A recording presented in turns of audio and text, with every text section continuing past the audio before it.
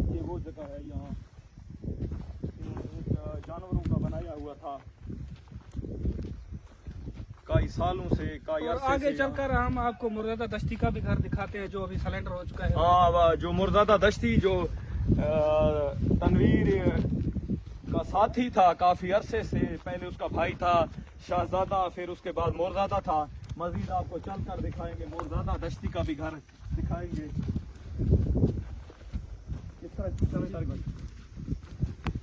ये देखे मेरे कैमरा मैन आपको दिखाए, ये बोतलें भी पड़े हुए हैं।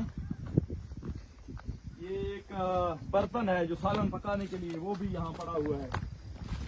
देखे ना कितना सरसब्ज इलाका है, उनके कब्जे में था। यहाँ कोई आदमी क्योंकि पुलिस भी पहले यहाँ नहीं पहुंचती थी, लेकिन अभी एक अमन हुआ है।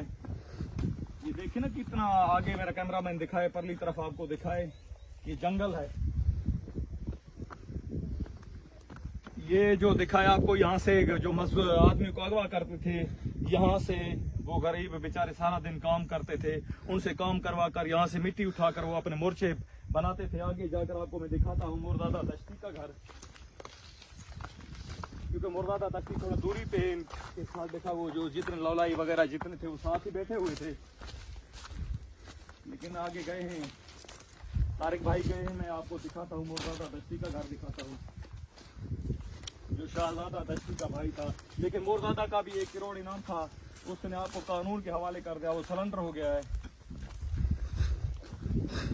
हाँ, ये है मुर्दादा दश्ती का घर।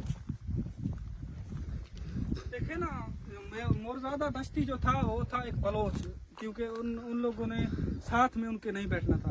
वो बलोच लोग था, उनके औरतें वगैरह उनका हिफाजत करता था, वो अकेला में